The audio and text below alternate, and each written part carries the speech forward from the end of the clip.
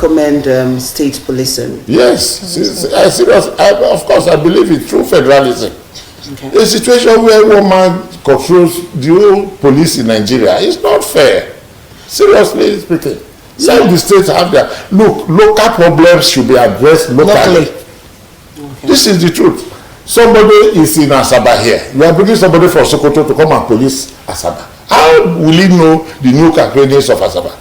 It's the man in Asaba that knows the new characteristics of Asaba. And also, he'll be able to talk to his people, to know the criminals in the midst of the people. Not bringing somebody from Gusau to come and be here. It's not fair.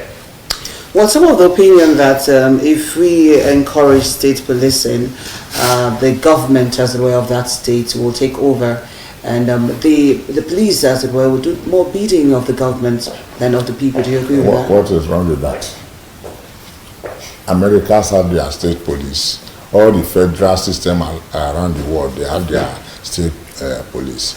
Why are they not being used against the people? Of course, if the federal police not being used by the federal government, let's be sincere. Okay. If a governor is funding, and I don't think any governor will unduly use police negatively. I don't think so. Well, the point is, they say the governor in that state or each of the states where they have their local policing system will use the police system against their political opponents. That's a concern. That's the major concern, really. It is because of our negative thoughts. Okay. These governors are enlightened. It is true. So governors might deviate from the normal norms of, decent behavior in terms of using the police, for their assigned duties. There are governors that are there who will use this police the way they are supposed to be used. Right.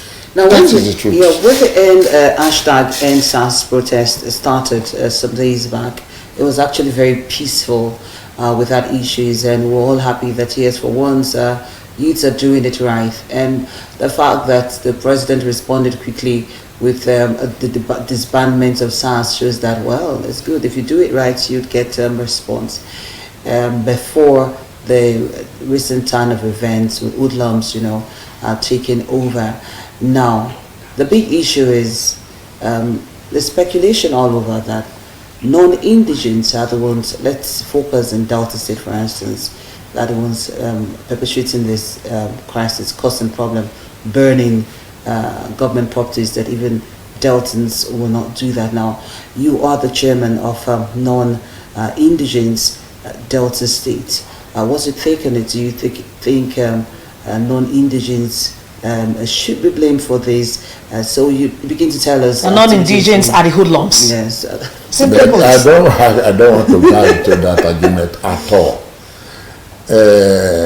In my place, there's an adage that says that it is the rats in the house that invites the outside rat that there is food at home. Then the outside rat can now come in. I cannot imagine somebody who is not from Delta will just go on the street burning. It is not possible. Of course, people can tag anything, so it's non-indigent. Where are they from? Before I came down here, I met a lot of them, all these people riding Okada and keke, going about their business. Those one who holding shovels and all that, even in some of this corner there, I saw them well seated, looking for who will come and hire them. These people are just here for economic reasons, not to come and for make trouble. The governor of Delta State, Senator Dr. Ato-Ifanyi Okowa, has done well for us. He has created opportunities for the non-indigents. Okay. Like the STEP program, who participate fully. There is no activity of this government that the non-indigents are not beneficiaries. Are not beneficiaries. Even me seated there, I'm the chairman. I'm a member of the State Advisory Council. That is the first time a non-indigent is in that council.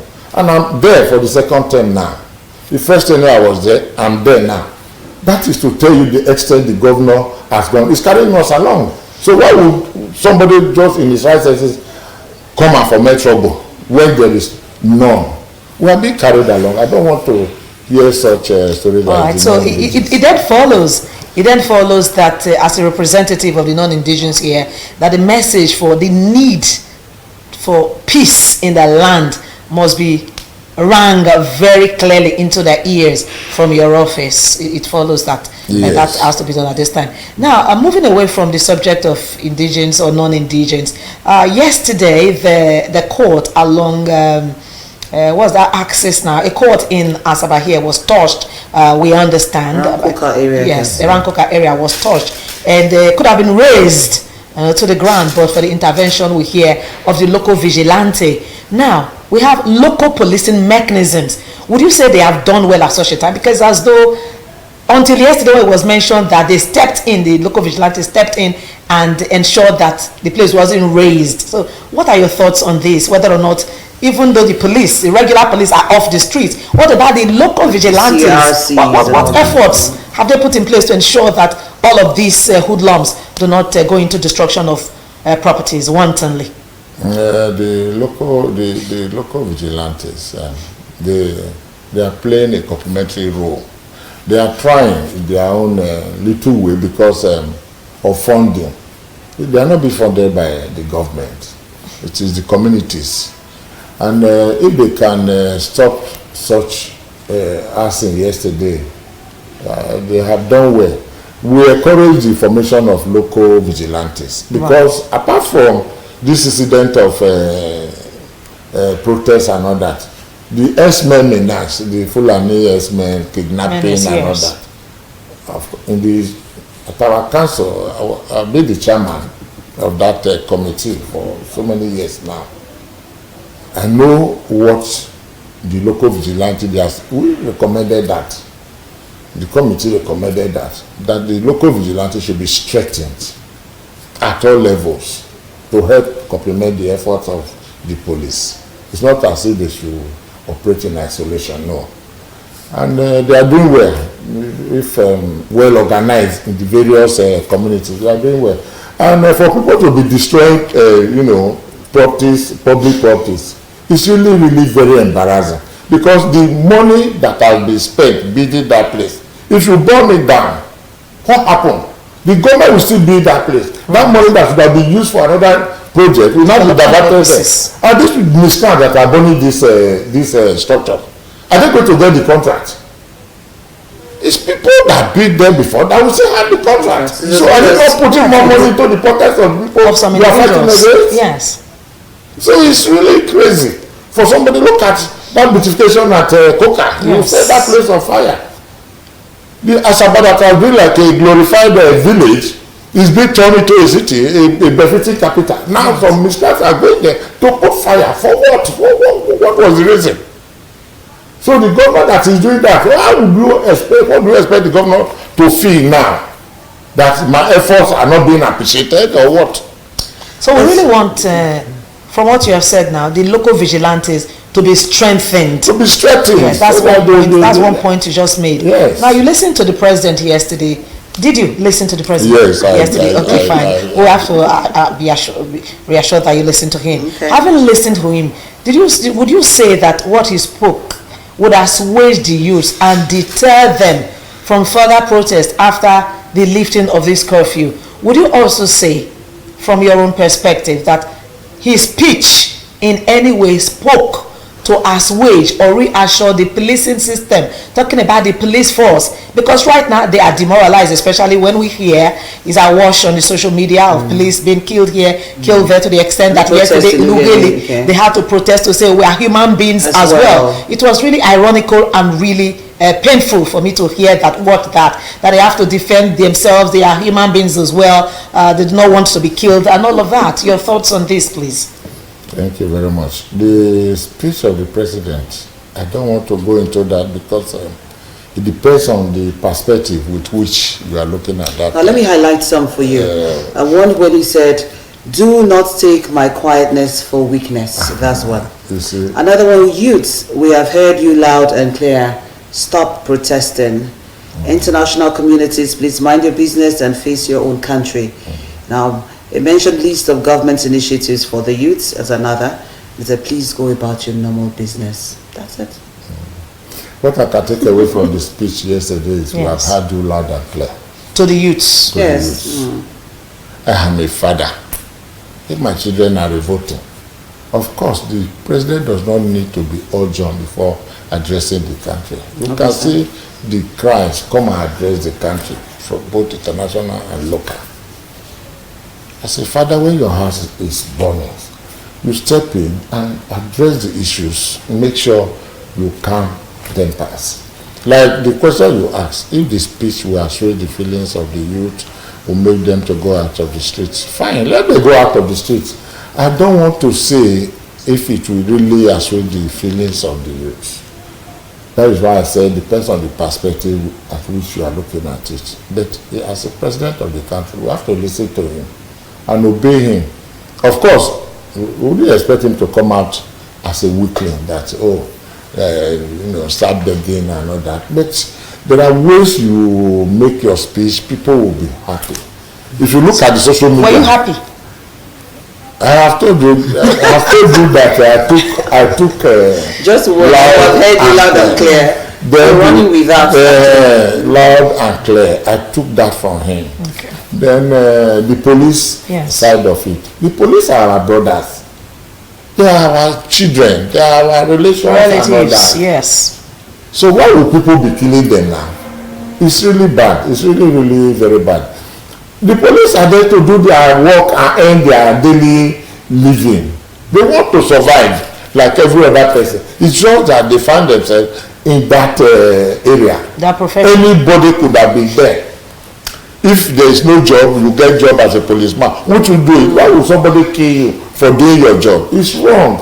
It's totally every right-taking Nigeria should condemn that act of killing police. I think amongst agitation from the protest was reformation. The police should be reformed now. How would you speak to police reformation and of course training and retraining? This idea of police reformation has been on for a very, very long time. They will always promise we are going to reform the police. We will reform the police. We are going to train and retrain and all that. Have they done it? This is the problem we are having.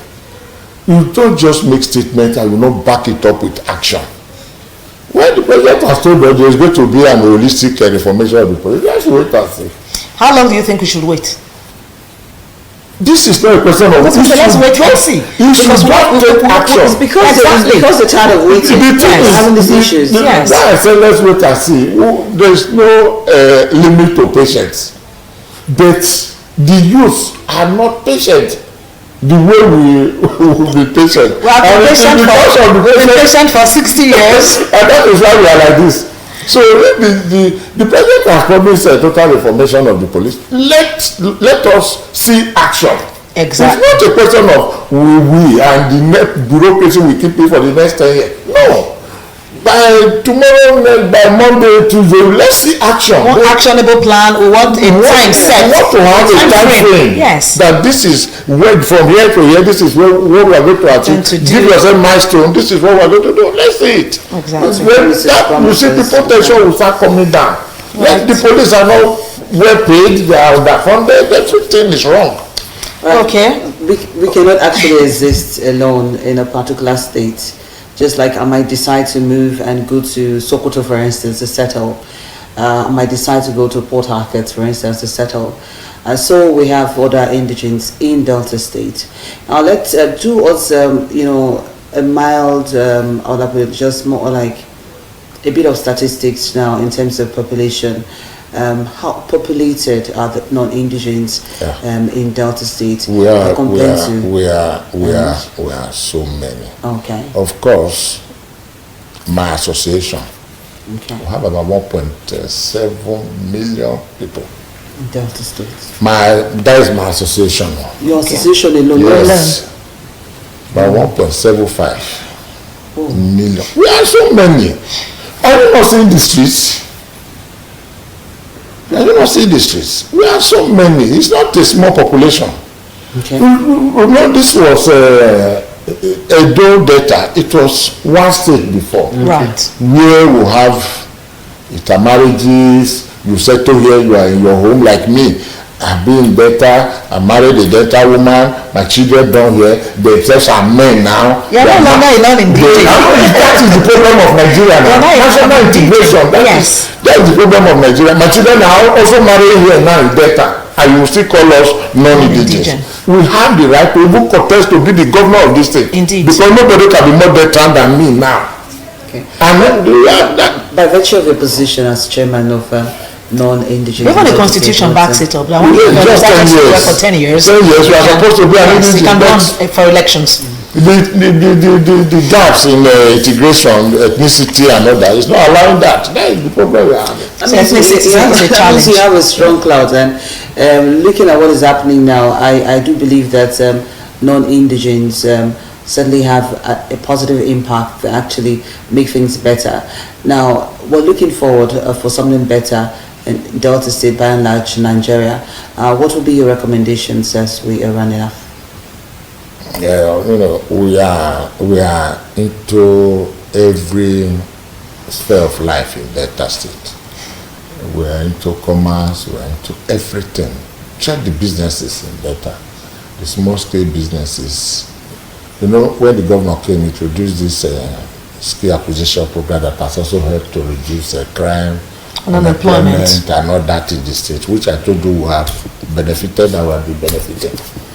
So, going forward, we will continue to do those things that will enhance the growth of the state, because Delta State is our state. We don't have any other state. Look at the number of years I've spent here now. Even if I go to Edo State where I come from, my state of origins, will I spend this number of years there before I pack up? It's not possible. The first I've made there, can I ever make it in Edo State? It's not possible. So we just discover that here is our home. And anybody that finds himself here, Delta is very comfortable. Of course, with the coming of His Excellency, actually peace has been very relative here. Everybody is living in peace with each other.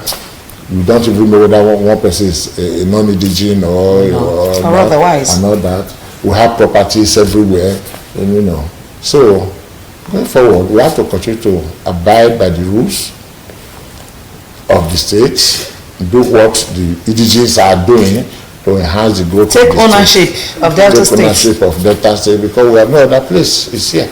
All right, thank you very much. We've been speaking with Chief Joseph Ikenna, JP. He's the state chairman of the Non-Indigenous Association in Delta State, and we have said you are no longer a non-indigenous, so that portfolio should perhaps be given to another who's just passing by. But really appreciate the time you've come to spend with us here today. Indeed, you've said that your number is large, almost 2 million in the association alone. At least those that you know, and you've also promised here today that you continue to do your best to grow the land in a very positive way. Yes. And again, please, the message for the need for all to embrace peace should be passed on to members of association so that can be scaled and also into the communities. Once again, we say thank you to you for finding time to be here. We appreciate you for coming.